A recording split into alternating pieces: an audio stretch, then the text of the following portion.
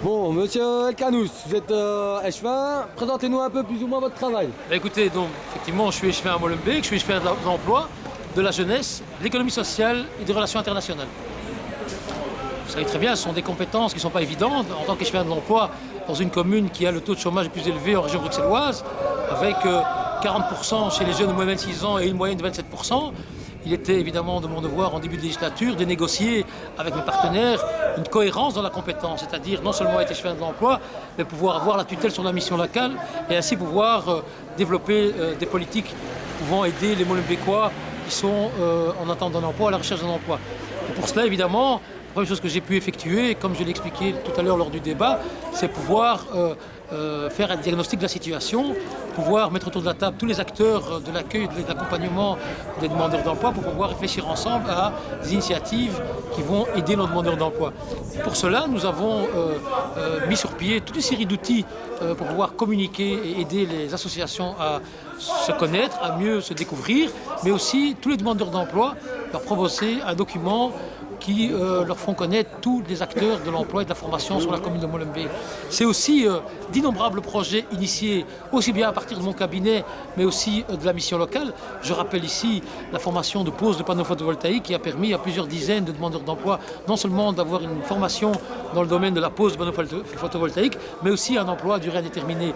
C'est aussi les mentorats d'insertion que j'ai développés avec la STIB, le 1 et le 2. Nous sommes en train de finaliser le deuxième avec les élèves de la Ténérole Serge Creuse, c'est-à-dire les élèves qui sortent des sections techniques. Non seulement on fait des stages au sein de la STIB, mais aussi ont pu après intégrer un contrat d'1 an qui va leur permettre à l'issue de celui-ci d'obtenir un contrat de durée indéterminée.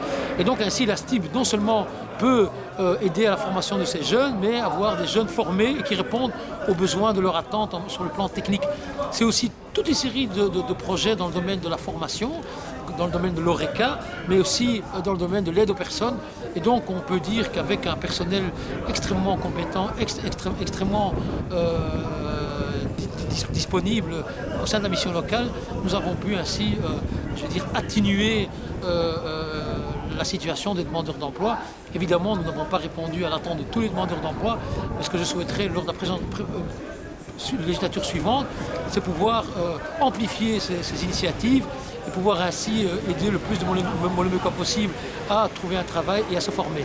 Et concrètement, les idées que pour votre prochaine législature, si vous êtes élu, et que vous êtes échevin sortant, que proposez-vous de mettre en place? Écoutez, en tout cas en matière d'emploi, je ne sais pas qui sera aux commandes de la commune, mais en tout cas, ce que je souhaiterais, c'est que la personne qui ait l'emploi dans ses compétences, c'est continue cette dynamique, c'est-à-dire pouvoir réunir tous les acteurs de l'emploi, parce que je reste convaincu que pouvoir être efficace et répondre aux besoins des demandeurs d'emploi en matière d'aide et d'accompagnement à la recherche active d'emploi, c'est pouvoir mener des politiques cohérentes. Et pour ça, il faut que tous les acteurs se parlent, que tous les acteurs réfléchissent ensemble et que tous les acteurs, publics et privés, puissent apporter des propositions ou des pistes de solutions. C'est aussi, et un des projets qui me tient à cœur, c'est pouvoir, on l'a entendu tout à l'heure, essayer de mettre sur pied, ici à Molenbeek, une agence d'intérim social qui va pouvoir proposer des offres d'emploi qui répondent au profil de certains demandeurs d'emploi qui, je le rappelle, sont les plus importants. Ce sont ceux qui n'ont pas peu ou pas de qualification. Et donc on a quelques expériences en région bruxelloise d'agences d'intérim social qui réussissent à mettre un nombre important de demandeurs d'emploi ayant ce profil-là au travail.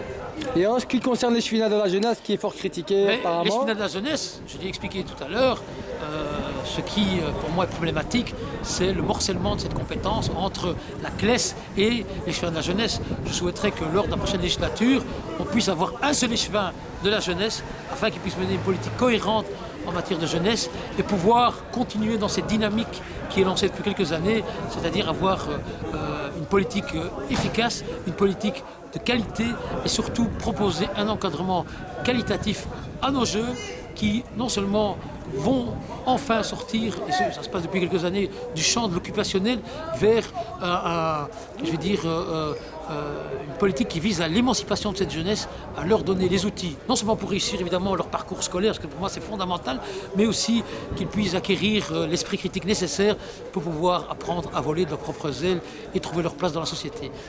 Au niveau des relations internationales, bien évidemment, j'ai initié quelques projets de partenariat parce qu'on parle beaucoup de jumelage avec Oujda, mais j'ai signé un accord de coopération avec une ville au Sénégal, mais aussi avec Mokrisset qui se trouve à 40 km de la ville de Chaouen. Et donc moi ce que je souhaiterais, c'est que lors de la précédente législature, qu'on continue dans cette dynamique-là et que l'outil des relations internationales, la coopération nord-sud, soit utilisé pour permettre à nos jeunes Molenbeekois, surtout à nos enfants scolarisés dans nos réseaux scolaires, d'avoir des fenêtres sur le monde.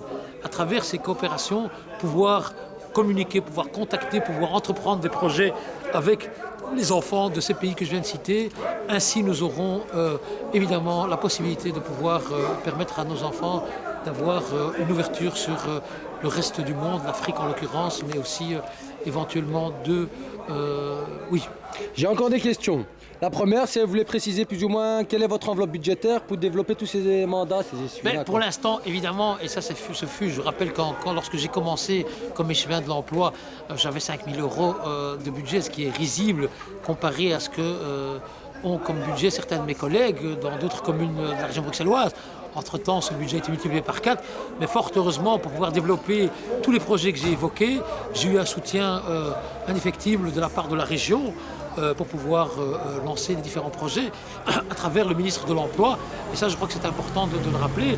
Et donc, dans les négociations, si nous sommes dans une majorité, nous allons évidemment réclamer que cette enveloppe budgétaire soit beaucoup plus fournie et soit beaucoup plus sérieuse pour pouvoir initier des projets et ainsi pouvoir mettre un maximum de Molenbeekois au travail. Et ma dernière question, elle est concernant le conseil de jeunes. Vous étiez engagé à mettre un conseil de jeunes sur Molenbeek, mais apparemment qui n'a pas encore vu le jour. Mais écoutez, nous avons effectivement tenté de mettre en place ce conseil de jeunes. Il est clair que les quelques associations que nous avons contactées en début de législature étaient assez frileuses. Et donc, effectivement, c'est une demande que j'entends.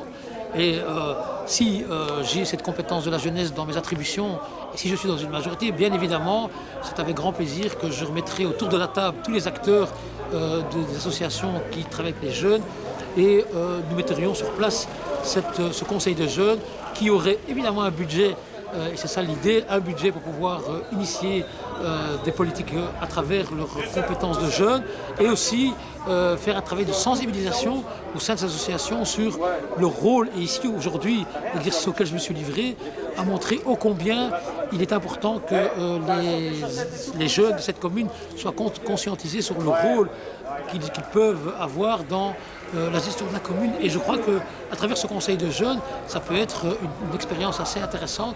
Je crois qu'il y a d'autres communes dans le royaume qui ont initié ce genre de projet et qui a porté ses fruits. Et donc on pourrait, pour autant qu'on trouve des partenaires qui sont capables de pouvoir assumer le fonctionnement de ce conseil de jeunes avec la commune, lancer ce projet et le faire aboutir. Ok. Je vous remercie en tout cas d'avoir donné Merci pour l'initiative. De rien. Et en espérant vous revoir le 29. Je suis à votre disposition. Pour le grand débat sur la jeunesse. Bien évidemment. Merci à vous. Moi aussi. Au revoir. C'est tout libre, ça.